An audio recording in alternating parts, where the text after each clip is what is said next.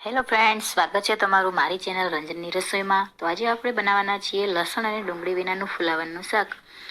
તો એના માટે મેં અહીંયા એક ફુલાવર ધોઈને સાફ કરીને લઈ લીધું છે, એક ટમેટું લીધું છે, ધાણા જીરું પાવડર, લાલ મરચું પાવડર, હળદર પાવડર અને એક લીલી મરચી સમારીને લઈ લીધી છે। તો ચાલો આપણે એનો વઘાર કરીએ।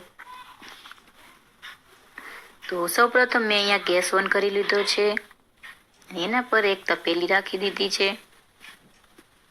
હવે આપણે આમાં તેલ એડ કરીશું।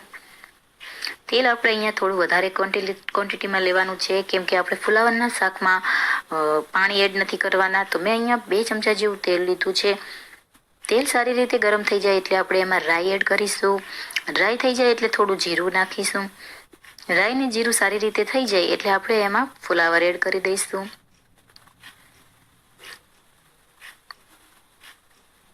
ફુલાવર એડ કર્યા પછી આપણે એમાં સ્વાદ અનુસાર મીઠું એડ કરીશું। મીઠું એડ કરવાથી ફુલાવર સારી રીતે ચડી જાય છે। હવે આપણે એમાં એક ટમેટું એડ કરીશું। લીલી મરચી સમારીને રાખી છે એ આપણે એમાં એડ કરી દઈશું। હવે આ બધું જ સારી રીતે મિક્સ કરી લઈશું। મિક્સ કર્યા પછી આપણે એને 5 મિનિટ માટે તેલમાં જ ફુલાવરને ચડવા દઈશું। તો ઢાંકી દઈએ અને 5 મિનિટ માટે।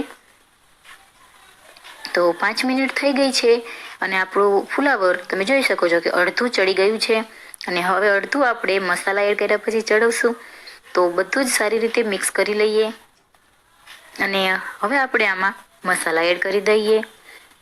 તો મસાલામાં મેં અહીંયા હળદર પાવડર એડ કર્યો છે, અડધી ચમચી જેવો। હવે આપણે એમાં લાલ મરચું પાવડર એડ કરીશું। મેં અહીંયા 3 થી 4 ચમચી લાલ મરચું પાવડર એડ કર્યું છે। તમે જેવું તમારા ઘરમાં તીખું ખાતા હોય એ પ્રમાણે આમાં એડ કરી શકો છો। આમ પણ ફુલાવરનું શાક થોડું સ્પાઇસી જ વધારે સારું લાગે છે। હવે આપણે આમાં એક ધાણા જીરું પાવડર ચમચી એડ કરીશું। હવે બધું જ સારી રીતે મિક્સ કરી લઈશું। તો તમે જોઈ શકો છો મિત્રો કે આપણે આમાં ડુંગળી કે લસણનો ઉપયોગ નથી કર્યો અને બહુ જ ઝટપટ 10 જ મિનિટમાં આ સબ્જી બનીને રેડી થઈ જાય છે। તો બધો જ મસાલો મેં મિક્સ કરી લીધો છે। સારી રીતે બધો જ મસાલો ફુલાવર પર ચડી ગયો છે।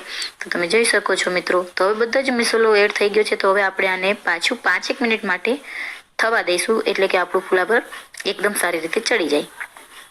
તો 5 મિનિટ જેવું થઈ ગયું છે મિત્રો અને આપણું ફુલાવર સારી રીતે ચડી ગયું છે। તમે જોઈ શકો છો કલર પણ બહુ સરસ દેખાઈ રહ્યો છે। તો હવે બધું જ આને સારી રીતે મિક્સ કરી લઈએ। સુગંધ પણ બહુ સરસ આવી રહી છે। હવે આપણે આમાં એક સિક્રેટ વસ્તુ નાખવાની છે કે 4 થી 5 ફુદીનાના પત્તાને એડ કરીને નાખ્યા છે। થોડી કોથમીર પણ સમારીને ધોઈને સાફ કરીને એડ કરી દઈશું। હવે કોથમીર અને ફુદીનાને સારી રીતે ફુલાવર સાથે મિક્સ કરી લઈશું કે જેથી કે ફુદીનાની ફ્લેવર ફુલાવરમાં સારી રીતે બેસી જાય। તો સારી રીતે આને મિક્સ કરી લઈએ। તો સારી રીતે મિક્સ થઈ ગયું છે મિત્રો। હવે આપણે આને 5 થી 10 સેકન્ડ માટે ઢાંકી દઈશું। તો મિત્રો જો તો 5 થી 10 સેકન્ડ થઈ ગઈ છે। જોઈ લઈએ આપણું શાક। અરે વાહ, બહુ સરસ સુગંધ આવી રહી છે। દેખાઈ પણ બહુ સરસ રહ્યું છે। તમે જોઈ શકો છો કે જોતા જ મોઢામાં પાણી આવી જાય તેવું લાલ ચટાકેદાર ઝટપટ 10 જ મિનિટમાં બની જાય એવું ફુલાવરનું શાક આપણું રેડી છે। તો ચલો આપણે આને સર્વ કરી લઈએ। તો ગરમા ગરમ આપણું ફુલાવરનું શાક એકદમ ઓછી મહેનતથી લસણ અને ડુંગળીના ઉપયોગ વિના, આપણે પાણી પણ એમાં એડ નથી કર્યું અને એકદમ ઓછી મહેનતમાં 10 જ મિનિટમાં બની જાય છે। અત્યારની આ ભાગદોડની જિંદગીમાં ઝટપટ બની જતી રેસીપી બધાને બહુ જ સારી લાગે છે। તો મિત્રો આપણું ફુલાવરનું શાક તમે જોઈ શકો છો। તો તમે આ અમારો વિડીયો તમને પસંદ આવે, તમે એકવાર આ રેસીપી તમારા ઘરે જરૂરથી ટ્રાય કરજો। જો તમને અમારી રેસીપી ગમે તો એને લાઈક, તમે એને કમેન્ટમાં જરૂર જણાવજો કે તમને આ રેસીપી કેવી લાગી। જો તમને અમારો આ વિડીયો પસંદ આવ્યો હોય તો એને લાઈક કરો, શેર કરો અને સબસ્ક્રાઈબ કરો। તો મિત્રો હવે આપણે આને કોથમીરથી ગાર્નિશ કરી લઈશું।